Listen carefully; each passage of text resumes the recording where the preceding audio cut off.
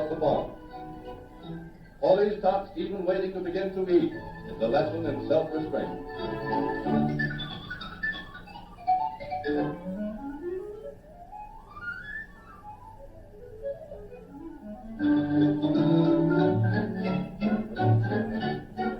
For 8 and 9-year-olds, managing the school store is an advanced exercise in practical business.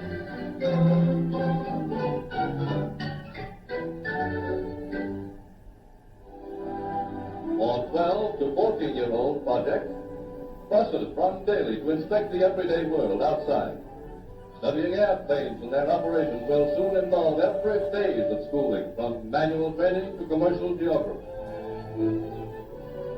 And the youngster's creative imagination is not neglected.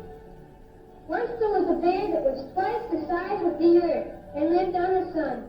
Only one side of the sun was hot. The other side of the sun was dark and cold. The bear lived on the... So, retaining the best of the old system, the progressive education schools from kindergarten to high school hold that seeing is believing, that knowledge gained during an actual experience is best understood and longest retained. Not a single kid had a life preserver on.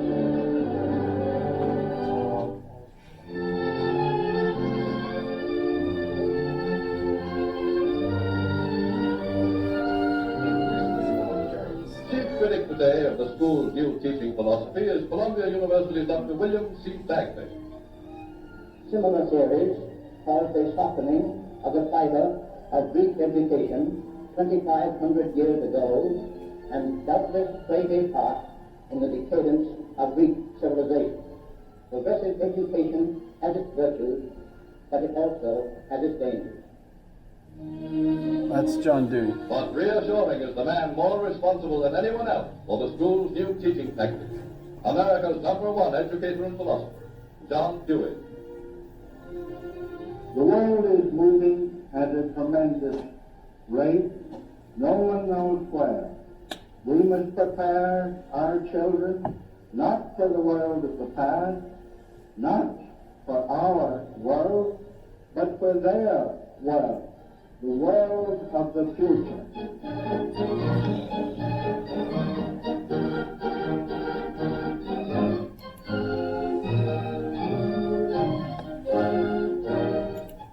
That video used to be, it would come up on its own when I searched for it. Interesting. So, how does that fit in with pragmatism and Hegel? The previous school, and if you can think of what schools were like in the United States, and that they were becoming sponsored everywhere because everyone wanted to have education, but the education was a typical one-room schoolhouse where all the kids of the whole set of ages were all in one, and the teacher taught by rote memorization, and that was the way they used to do it. The laboratory school, or the activity school, is based on this idea of Hegel's that you have a dialectical process.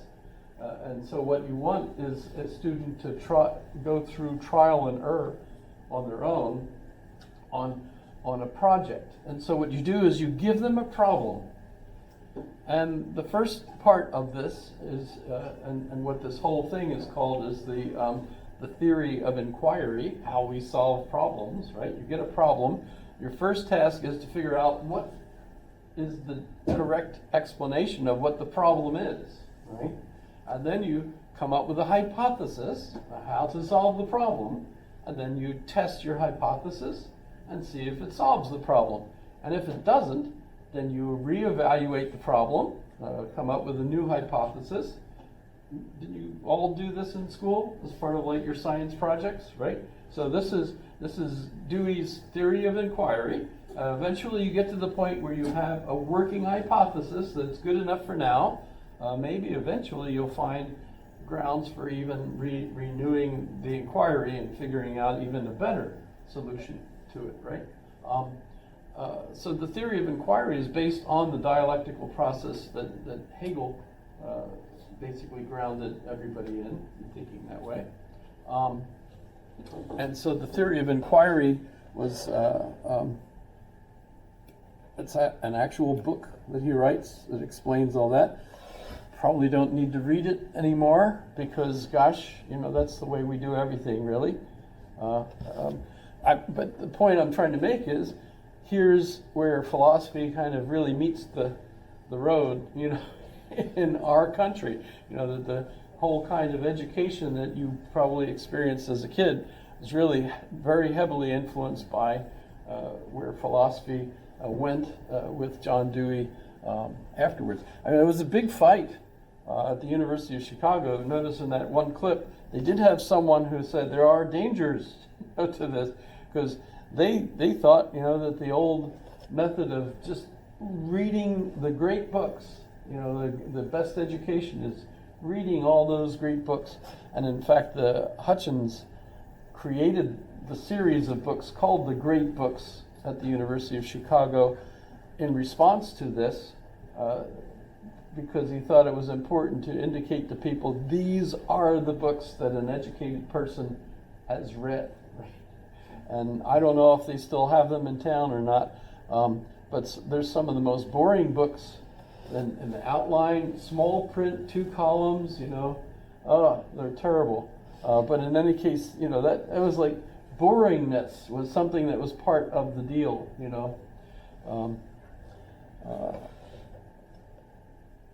Okay, and warranted assertions are what we can reach. The trouble is when you say that something is true or false, you feel like that it's true always, and that you're lying if you say that it's true that such and such, and it turns out not to be, if it's the case, right?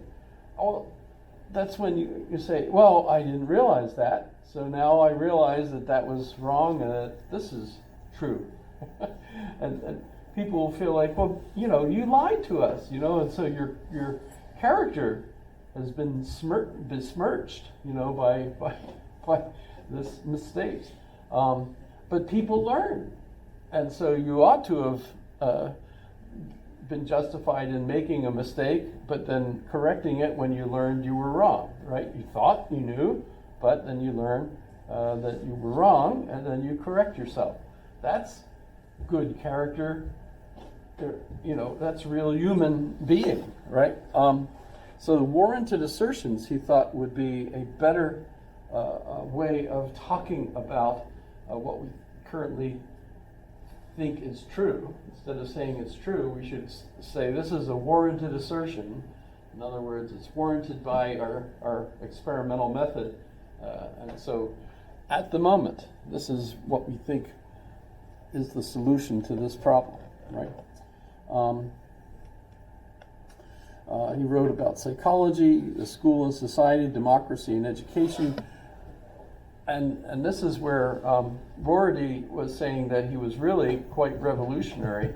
And that is that he was more of a socialist than the society at large.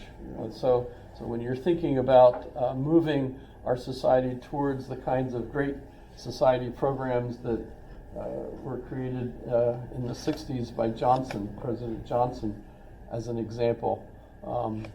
Those were the kinds of programs that he was behind, and they were pretty radical at the time. So that's, I suppose, pretty interesting too. Okay, I'm going to move. Do you have any questions on Dewey for me? Or is he as boring as, folks say?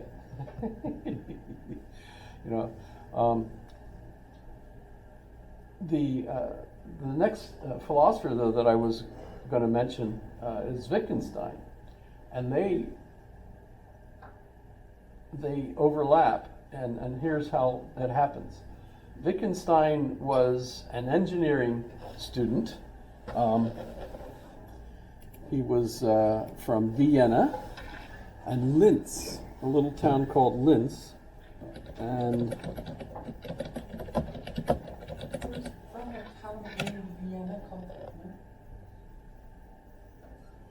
Um,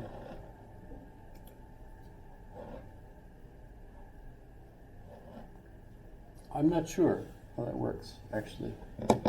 Vienna is where his family lived, but for some reason he went to a school in Linz, and that school, at the same class, had Hitler and Wittgenstein. So that's kind of cool. You think that's interesting? Or not?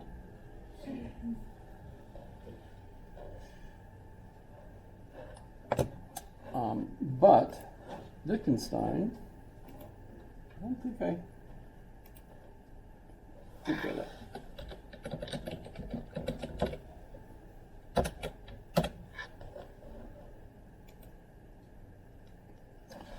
So he was not really the friendliest sort of guy.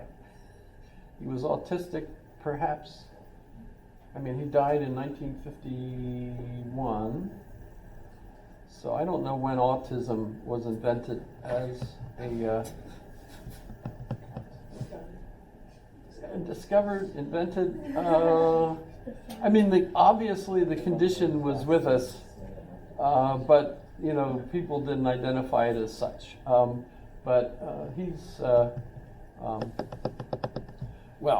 He was strange, and they even made a movie of him. Let's see.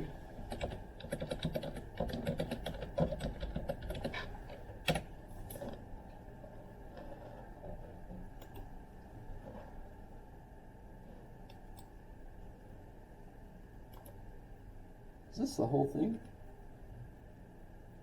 Synopsis. Trailer.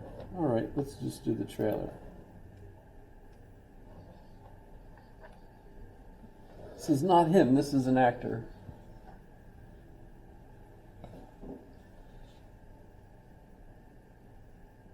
A dog cannot lie. Neither can he be sincere. A dog may be expecting his master to come.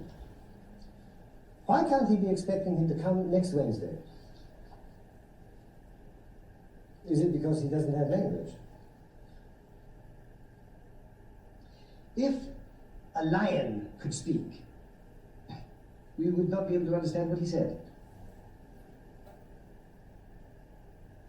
Why do I say such a thing? If we could understand him, I shouldn't think we'd have too much trouble with a lion. He could get observed. Do you mean for me or for the lion? Yes, yes. That's supposed to be Bertrand Russell. What possible use would that be? To imagine a language is to imagine a form of life. It's what we do and who we are that gives meaning to our words. I can't understand a lion's language because I don't know what his world is like. How can I know the world a lion inhabits? Do I fail to understand him because I can't peer into his mind?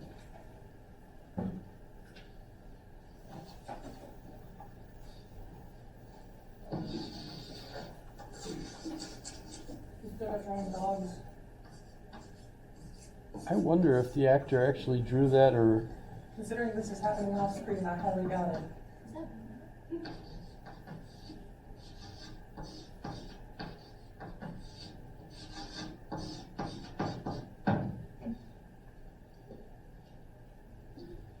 What's going on behind my words when I say, this is a very pleasant pineapple? So please, take your time. The thought, Professor. I see. What is the thought that lies behind the words, this is a very pleasant pineapple? This is a very pleasant pineapple. Listen to me. We imagine the meaning of what we say as something queer, mysterious, hidden from view. But nothing is hidden, everything is open to view. It's just philosophers who muddy the waters. Professor Wittgenstein, you can't know this pain. Only I can. Are you sure you know it? You don't doubt you had a pain just then? How could I? But if we can't speak of doubt here, we can't speak of knowledge either. I don't follow. It makes no sense to speak of knowing something in a context where we could not possibly doubt it. Therefore, to say, I know I am in pain is entirely senseless. When you want to know the meaning of a word, don't look inside yourself. Look at the uses of the word in our way of life. Look at how we behave. Are you saying there are no philosophical problems? There are